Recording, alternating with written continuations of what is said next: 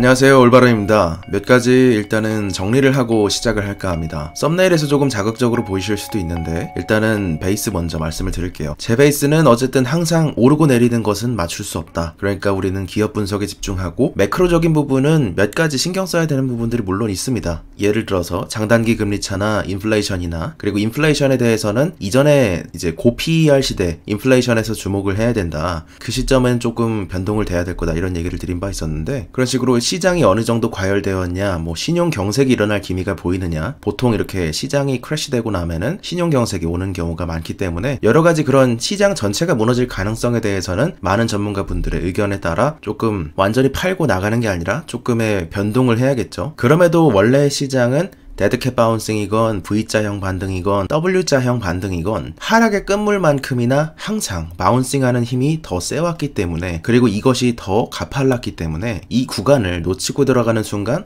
포트폴리오가 벌충을 못하는, 회복을 못하는 구간이 발생합니다. 때문에 이 부분에 대해서는 캔 피셔의 의견을 많이 참고를 하고 있고, 전체적인 투자 철학 자체도 그를 많이 참고를 하고 있습니다. 웬만하면 시장은 깨지지 않는다는 그러한 기조이죠. 그럼에도 우리는 사람이기 때문에 확증 편향을 갖습니다. 그래서 사람은 관심이라는 게 있습니다. 관심은 무언가의 주의를 끌게 만드는 정서나 감정입니다. 이성적이라고 우리는 생각을 하고 있지만 내가 무언가에 관심을 갖는다는 것, 그 메커니즘 자체가 정의에서도 알 수 있듯이 지극히 감성적인 일입니다. 이러한 툴로 벗어나기 위해서 10%의 노력은 항상 하락장을 얘기하는 나와는 조금 반대편에서 보는 의견들을 많이 참고를 하고 있습니다. 그러나 이제 몇 가지 얘기를 해봅시다. 캔 피셔는 이런 이야기를 했습니다. 역발상 투자의 책에 나오는 이야기죠. 바로 이것에 대해서 한번 읽어드리자면, 사람들은 가짜 역발상 투자를 하고 있다. 사람들은 모든 사람과 반대로 행동하는 것을 역발상이라고 생각한다. 모든 사람의 판단은 대부분 빗나감으로 반대로 하면 틀림없이 성공한다고 믿기 때문이다. 그러나 이런 생각은 맞을 때도 있지만 틀릴 때도 많다. 반대로 행동하는 사람들도 역시 사고방식이 군중과 같기 때문에 시장이 모든 사람들을 우롱하듯 그 반대편도 똑같이 우롱하기 때문이다. 실제 시장은 군중과 역발상 투자자가 대결하는 구도가 아니다. 시장은 주류의 군중, 그리고 그 반대로 행동하는 군중, 그리고 세 번째로 독자적으로 생각하는 진정한 역발상 투자자로 구성된다. 진정한 역발상 투자자는 양쪽의 군중 생각을 모두 들어본 뒤 모든 가감 요소를 저울질한 다음 독자적으로 결론을 내린다 라는 내용이 있습니다. 저는 이 부분에서 캔 피셔의 의견에 굉장히 많이 동조를 하고 있고 굉장히 많은 감명을 받은 존경하는 투자자인데요. 오늘은 그런 면에서 앞부분에 개인적으로 약간의 이런 CNBC의 짐 크레이머라는 분은 스타로서 자주 챙겨보는 편입니다. 그렇지만 평소에는 원래 이것도 사자 저것도 사자 이런 말씀을 많이 하시기 때문에 자주 소개드리진 않았습니다만, 최근에는 그러한 짐 크레이머마저 조금은 우려스럽다라는 내용을 비친 영상이 있어서 이것을 한번 가져와 봤습니다. 일단 그러면 바로 영상부터 들어가 보시죠. The president hasn't conceded yet, but the transition is starting to take place, and I think people are looking at this with a little more calm. What do you think about it all? Yeah, I think that there's two parts of the market. There's the cyclical market, which is doing very, very well. And then there's the speculative part of the market, which is insane. I mean, we've got a lot of stocks that everyone must think are the next Teslas. And you see those go up so much that you begin to say, well, wait a second. Can that continue forever? And those are the stocks that I'm really watching, because they are the so-called Robinhood stocks. There's a lot of other people who buy these now, but everything they buy goes higher. So that's what I'm focused on, is can that continue? Because that speculation is usually met with some sort of big sell-off. Hasn't happened yet, though. What do you think of Tesla? Well, I'm a big Tesla fan, so it's almost like you shouldn't ask me. I mean, I've liked it for a very long time, and I keep waiting for sellers to come in, and they don't come in. But I think that it's a technology company, not an auto company, and that's how I can justify it. If it's an auto company, it's just too hard to justify. I know that it's not rigorous to justify it. Yeah, I know. Is there a point where it makes you a little nervous, though? Well, we'll have to see the next quarter. But what happens is that then they start selling out in China, or then the German factory takes off, or then the pickup takes off, and you get blindsided by all these people who are first-timers who don't really care about things like earnings per share or revenues per share. They just like it. And we haven't seen something like that. I don't even know how long. It's not 1999. I mean, they just like Tesla, so they buy it. Is this different than the day traders who were kind of trying their hands at this? Because it is, in some ways, an irrational market, although you could probably say that at a lot of different points, that the market's irrational. I don't know if it's day traders. They don't seem to sell it. I mean, when I look at Lee, L-I, and I look at NEO, N-I-O, or when I look at Carnival, or when I look at Norwegian or American Air, they don't, I don't know. I don't know where the demand comes from that they don't even care about. They don't even care about dilution. Plug Power, they don't care about dilution. Fuel Cell, don't care about dilution. These are things that typically, I mean, Norwegian just did a gigantic offering. I mean, if I were any of the companies who are, look, I see those airlines, I would be offering 50 million shares right now. Right now, let them go buy it. I mean, but they're happy to buy it. They bought a lot of American $1.30 ago. I find that if I were any one of those airlines, I would just say, you know what, I'm just going to offer these guys every share I can. And then they get slapped up. I mean, then you have things like Palantir. Palantir doubled, but nothing happened. So maybe Palantir offered it too low. But, you know, Becky, I've not seen this in my career. And I think we have to recognize that there's like a whole group of people. Maybe they're Reddit buyers. I mean, I got people criticizing me for not doing my homework on Lee, on LI. Well, I don't know. It doesn't have any. It's just a Chinese van company. I mean, Becky, it's just look at Lee. Look at that.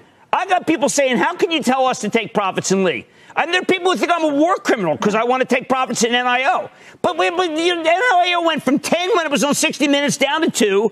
And now NIO, it's like, these are ridiculous.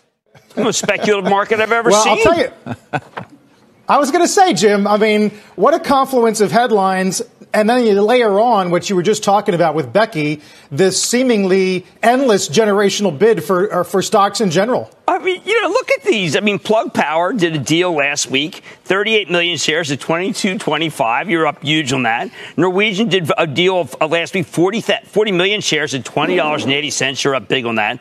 Carnival did a huge deal at $17.59. You're up huge on that. American Airlines just did a deal. They did a huge amount of stock, a price that's $1 below where this is it's trading. I mean, I've never seen anything like it. Where are the profit takers? David, where are they? I don't know. This is, listen, we've been talking about this new cohort in the market. Yes. They're for real, man. They are real. You know, and I mean, it's not just EV stocks that are, you know, EV companies getting merged into SPACs to go public, or any SPAC you want to talk about, or anything else. They're in everything.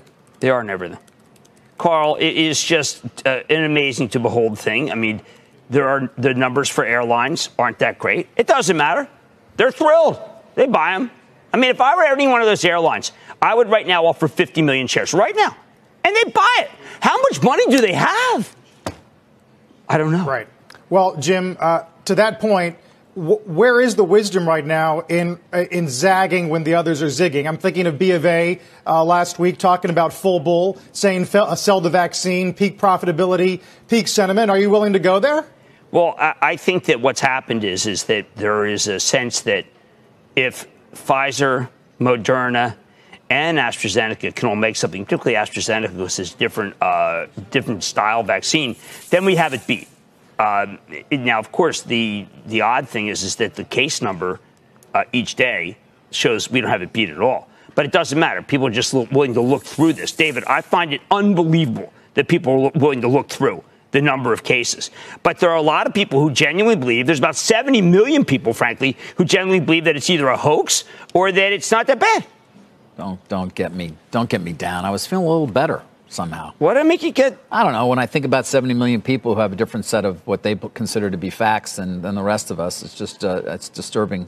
David, I concede nothing on this issue. I know you don't, and I agree with you in terms of those facts. And by the way, they're bad. It's, you know, again, it depends what source you're looking to. I've never been able to resolve that some have a bit higher case count than one I watch does, but we're talking I got 188,000 new cases yesterday.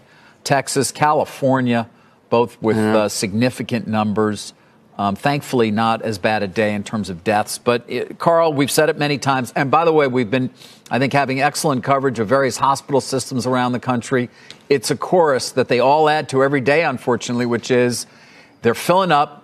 We're at 85,000 or more hospitalizations right now, and that has to continue to be a key question as we talk to these administrators who are very concerned. 쭉 보시고 나니까 어떠신가요? 확실히 시장이 너무 많이 올라버렸고 특히 이런 그래프가 단순히 몇몇 기업, 몇몇 섹터에만 일어나는 것이 아니라 사람들의 관심이 쏠리게만 하면, 로빈후드의 관심이 쏠리기만 하면 그 주가가 무조건 2배가 되는 성장을 보이는 그러한 시기를 우리는 쭉 봐왔기 때문에 우리의 마음속에 포모도 존재하지만 일종의 그런 두려스러움, 의심의 벽을 타고 오른다고 하죠. 의심도 함께 있는 상황입니다. CNN 비즈니스가 발표하는 공포와 탐욕 수준에는 극도의 공포, 중립, 탐욕, 그리고 극도의 탐욕이 있습니다. 그럼에도 유동성의 힘은 상당합니다. 강세장일 때는 강세장을 누려야 한다는 것이 맞습니다만 오늘은 양쪽의 의견을 모두 들어보는 입장이기 때문에 제가 매일 확인하는 것 중 하나인 공포와 탐욕 지수로 이야기를 시작해보죠. 몇 가지 인덱스를 기반으로 자동으로 측정되어서 장이 열리기 전에 항상 업데이트된 것을 보고 들어가는데요. 시장이 빠르게 상승함에 따라 포모가 한마디로 나를 빼놓고 시장이 다 올라간다 라는 느낌이 심해지는 장세로 진입했습니다. 마치 6월과 7월에 초강세장을 보는 그런 기분인데요. 그 덕에 공포와 탐욕 지수는 92 역대급 수치에 도달해냈습니다. 해당 수치를 설명하는 지수들을 몇 가지 말씀드리는데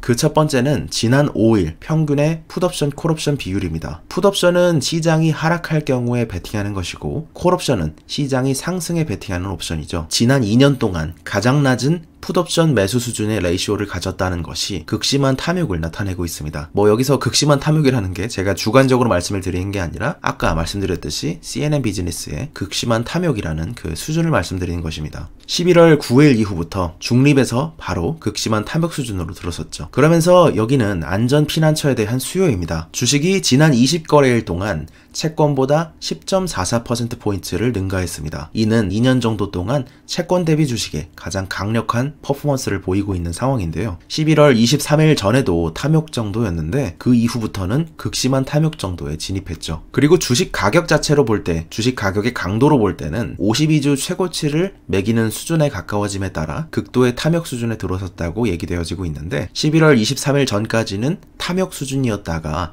23일 이후부터는 극도의 탐욕 수치로 접어섰습니다. 그리고 S&P 500은 125일 평균보다 9.01% 높은 정도로 올라왔고 이는 이제 2년 평균보다 훨씬 더 높은 수치를 기록하게 됨에 따라 극심한 탐욕 수준까지 올라섰다고 얘기되어지고 있습니다. 그리고 주가의 폭으로 볼 때 거래량의 상황상 이는 이제 2년 정도만큼의 레인지만큼 올라와 있습니다. 그러면서 채권 투자자는 안전한, 그러니까 인베스트먼트 그레이드를 받은, 투자 등급을 받은 회사채보다 2.13%포인트로 추가 수익을 받고 있는 상황인데 이는 이제 2년 평균의 스프레드보다 낮은 수준입니다. 때문에 사람들이 조금 더, 그래서 이 정도는 최근에 20일부터 중립에서 탐욕 수준으로 올라섰다고 보이죠. 변동선 수치는 20.84이고 중립성 수치를 유지하고 있습니다. 11월 3일 날 잠깐 그 극도의 공포 수준까지 올라갔었다가 지금은 중립을 유지하는 것으로 바뀌었죠. 기존의 2년 트랙을 봤을 때는 요즘엔 빅스 지수가 많이 변동을 보이는 것 같진 않습니다. 그리고 기존의 2년의 히스토리를 봤을 때는 지난 2년간 90 정도까지 도달한 점이 많지가 않습니다. 2019년 말쯤이 이때가 될 것 같은데 그 당시에 연말에 최고점까지 올라간 이후 최근에는 백신과 부양책 뉴스, 그리고 정부가 보조를 해줄 것이다,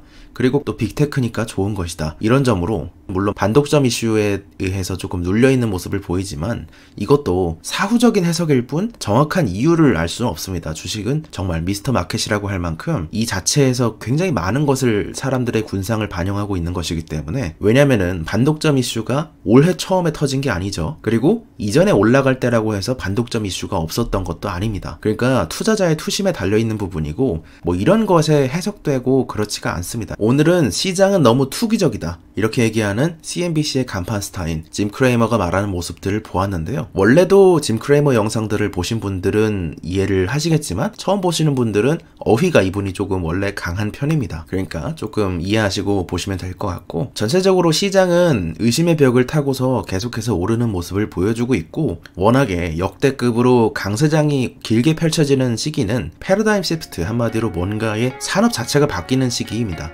지금 이제 1차 산업, 2차 산업, 3차 산업 모두에서 다 변화가 일어나고 있는 시점이기 때문에 지금의 강세장이 유동성과 만나서 조금 시너지를 보이고 있는, 그럼에도 조금 빨리 가는 느낌은 있습니다. 오늘은 여기서 마칠까 합니다. 오늘도 좋은 하루 되시기 바랍니다. 감사합니다. 올바른이었습니다.